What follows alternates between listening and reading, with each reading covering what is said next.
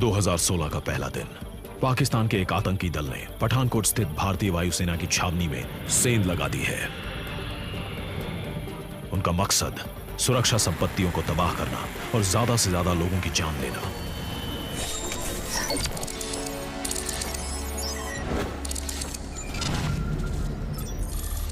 भारत के सबसे महत्वपूर्ण मिलिट्री बेसिस में से एक पठानकोट पाकिस्तान से लगी अंतर्राष्ट्रीय सीमा से सिर्फ 30 किलोमीटर की दूरी पर है। 1 जनवरी 2016 दोपहर 3:45 पठानकोट एयरबेस रेड अलर्ट पर है। खतरे की घंटियां बज रही हैं और सुरक्षा अभ्यास शुरू हो चुके हैं। मैंने फौरन बेस को कॉल करके सुरक्षा के सारे इंतजाम कर लेने की हिदायत दी। टेररिस्ट कैंप में घुस चुके थे, कहीं छिप कर बैठे थे और हमने छानबीन शुरू कर दी। सभी सैनिकों को बेस को सुरक्षित करने के आदेश दे दिए गए।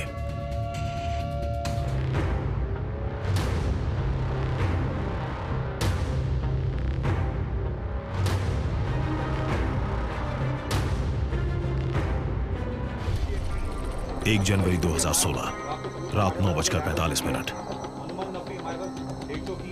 एनएसजी टास्क फोर्स और गरुड़ कमांडोज पठानकोट के सुरक्षा बलों के साथ एकजुट हो गए हैं।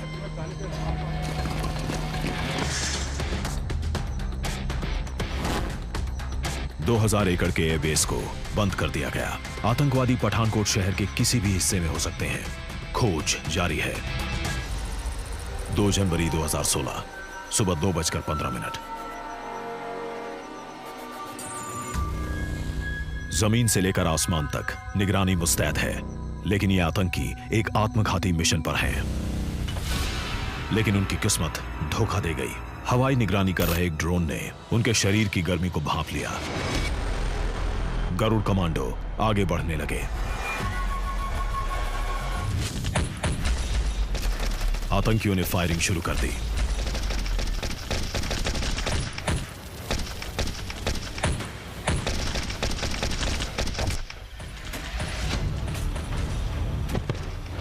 जनवरी 2016 सुबह 4:30 अपने एक साथी को खोने के बाद बाकी आतंकी छिपने की जगह ढूंढने लगे, लेकिन एनएसजी ठीक उनके पीछे ही है। सुबह 6 बजे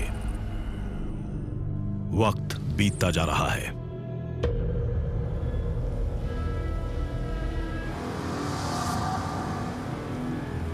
दो जनवरी 2016 सुबह 10 बजे 4 घंटे बाद भी स्थिति वैसी ही बनी हुई है। 2 जनवरी 2016 सुबह 10:30 बजे एनएसजी का अंदरूनी घेरा और करीब पहुंच गया। भारतीय वायुसेना ने इस गतिरोध को खत्म करने का फैसला लिया। एक हमलावर हेलीकॉप्टर ने आतंकियों के छिपने की जगह पर गोलियों की बौछार कर दी। 2 जनवरी 2016 दोपहर 2:30 हमलावर हेलीकॉप्टर से की गई इस गोलीबारी से मजबूरन आतंकियों को अपनी पोजीशंस का खुलासा करना पड़ा। 2 जनवरी 2016 शाम 5:30 बजे पठानकोट एयरबेस में फिर से शांति छा गई। आत्मघाती हमलावरों को मार गिराया जा चुका है। अब वक्त है उनकी लाशें बरामद करने का, लेकिन यह बेहद जोखिम भरा काम है। नुकसान पहुंचाने के लिए लाशों में बम हो सकते हैं जिससे जानें जा सकती हैं। फोर्स कमांडर ने सुबह तक इंतजार करने का फैसला लिया। एनएसजी के बम निरोधक दस्ते को तलब किया गया। लीडर और उसके सेकंड इन कमांड ने अपने साथियों को जोखिम में डालना मुनासिब नहीं समझा और खुद ही इसे अंजाम देने में जुट गए।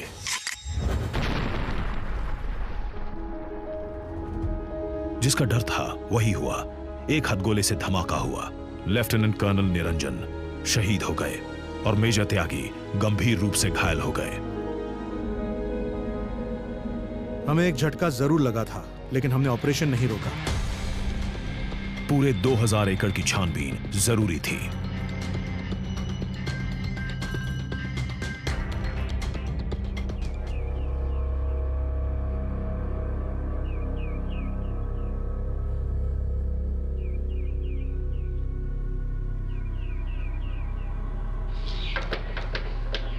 एनएसजी ने पाया कि एक डॉर्मेट्री अंदर से बंद है।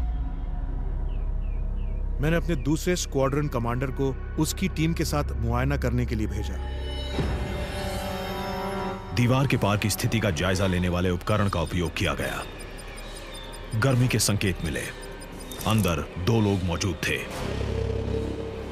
वो लोग आगे बढ़ रहे थे कि अंदर से एक हथगोला फेंका गया। मेरा स्क्वाड्रन कमांडर घायल हो गया, 3-4 और लड़के घायल हो गए। मैंने अपने कमांडिंग ऑफिसर से कहा कि उन्हें अंदर ही खत्म कर देते हैं और हमने मोलोटोव कॉकटेल अंदर फेंका। 25 मिनट के अंदर पूरी बिल्डिंग आग की लपटों में थी और अंदर से जोरदार धमाकों की आवाज आने लगी। इन आतंकियों के पास हमारी संपत्ति को खत्म करने के लिए इंसेंडरीज और विस्फोटक आईईडीज भी थीं।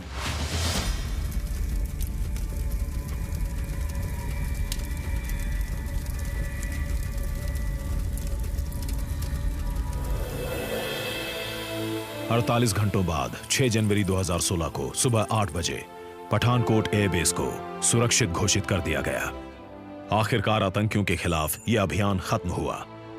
इस फिदायीन हमले की योजना महीनों से बनाई जा रही होगी, पर आतंकी अपने मकसद में कामयाब नहीं हो सके। भारतीय सुरक्षा बल फिर विजयी हुआ।